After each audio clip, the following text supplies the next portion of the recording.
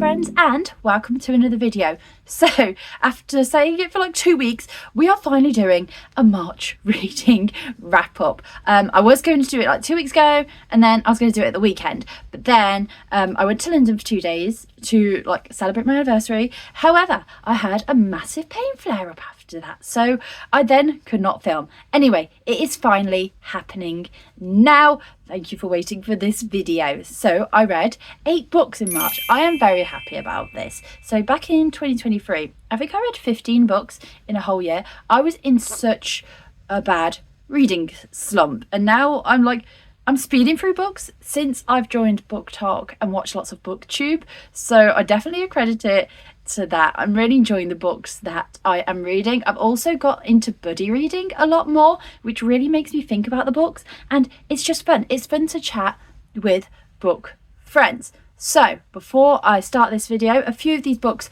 are gifted. I will put it above the book cover which ones have been gifted and link, you know, who has gifted them. I think they're all from Netgalley this month actually.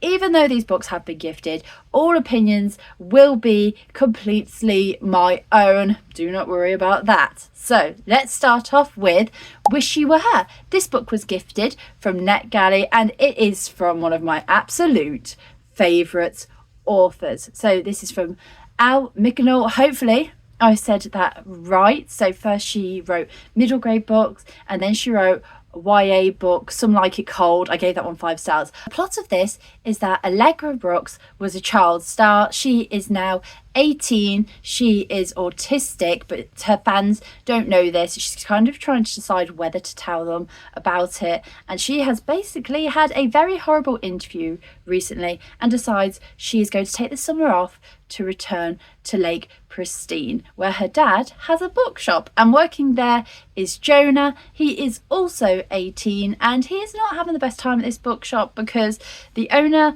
used to be really kind to him, and suddenly he's acting, you know, strange with him.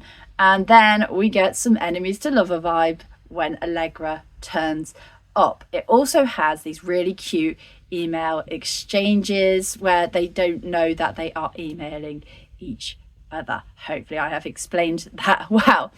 This was a fun book. I really loved the characters. I loved Allegra, the exploration of her being an autistic woman and also a famous woman as well. It spoke about parasocial relationships, mean comments online, like the strange things that people will send, and also that some fans can feel entitled to celebrities' time. So that was really interesting to read about. I loved the book festival in this, and also, like, you knew Allegra and Jonah, they just had chemistry. You knew that they were going to get together. I mean, also it's a romance, so you knew that they were going to get together. The reason I didn't give this a 5 stars was I just thought the ending was a little bit too rushed for my liking, like the big reveal. Overall, great book though. Next up, I read The Trouble with Nina. This is another Al book, and it was released on World Book Day, so I think it's 99p. I was very excited. It's a novella. It's around 35 pages, I want to say, so I flew through it, and it is Addie's and Keedy's sister. It's Keedy's twin sister who has 2 autistic sisters. She is the neurotypical sister, and it's talking about one Halloween where she basically lets loose. She wants to be perfect basically in the eyes of everybody, but yeah, this one she decides to have some fun. I really enjoyed it because I wanted to learn more about Nina and her viewpoint, and also that, you know, she feels left out with her sisters sometimes because they have this special bond. They're both autistic. They see the world differently, and she can't quite understand them. It was just, it was very beautifully done. Highly recommend for a quick read. Next up was Fable. This was a buddy read. I have loved doing buddy reads recently. I gave this one, let me look down the book for a quick second, I gave this 4.25 stars. The world building in this was absolutely fantastic. Oh my goodness. The Obayas, I hope that I am saying that right. Please correct me in the comments if I am not. They were just truly magical. I don't feel like I can give too much of the plot away without spoiling it, because there's so many twists going on with it. It has sapphic romance in it. It has disability rep. It's high fantasy about fae and elves, and just throw yourself straight into it. I'm starting Cursebound today. I am very nervous for it. Next up, Then Things Went Dark. This was also a 4.25 stars. There were a lot of 4.25 stars this month, and this is about a bunch of kind of like C-list celebrities, I want to say, who go onto an island. It's a reality TV show. They have to play a bunch of games to basically prove who's the best celebrity, who is the most famous. However, all these people are very complex, and there's a mystery throughout, because right at the start, Reese is announced as dead, and it's what happened to him, who done it. There are a lot of trigger warnings for this one, so please do check them out. It was a really good mystery that I do recommend. Next up, Love Letters to a Serial Killer. I gave this a 3 stars. I was very excited for this one. I've wanted to read it for a while. However, it just fell a little bit flat for me in the end. There were some very good parts. I thought it was interesting. I thought the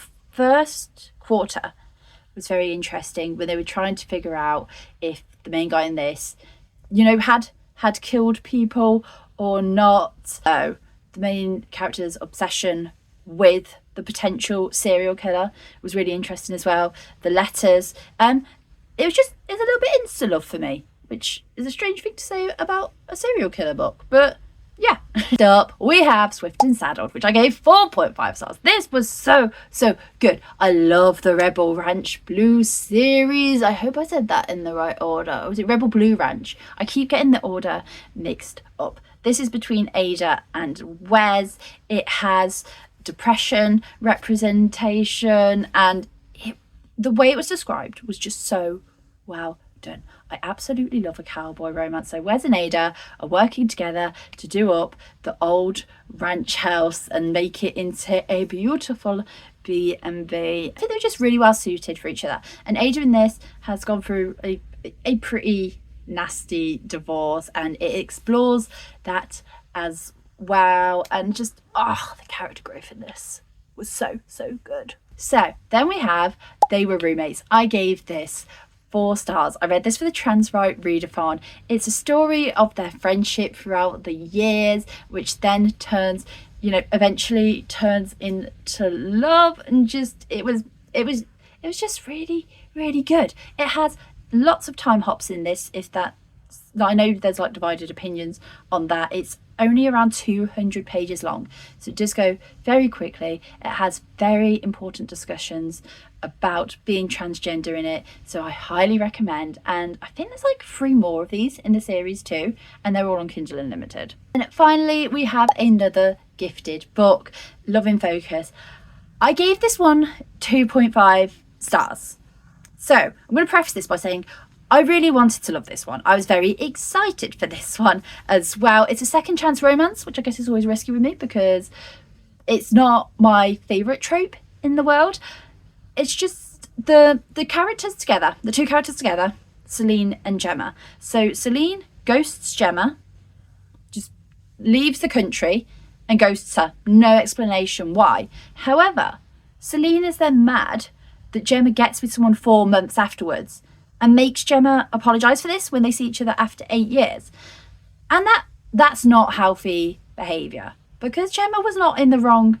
Gemma was not in the wrong at all, because when you ghost somebody, like, you have no control over their lives. You have no control over anyone's life anyway. But yes, so I wasn't a fan of the romance in this. It was a lot of Celine making Gemma apologise. However, for a positive, I did really like Gemma's friends. Their relationship was very healthy. They spoke about how they almost broke up in the past, but how they came through this and how they maintain just a good relationship. I really loved Gemma's parents as well, and the interviews with people about love were very good as well. So that is everything that I read in March. I'm pretty happy with this month, We mainly had 4.25 stars, so I'd say that was pretty successful, and I can't wait for April reading now. I don't know how many books I've read. I think I've read 3 books in April so far. Please let me know which book was your favourite in March, and if you have read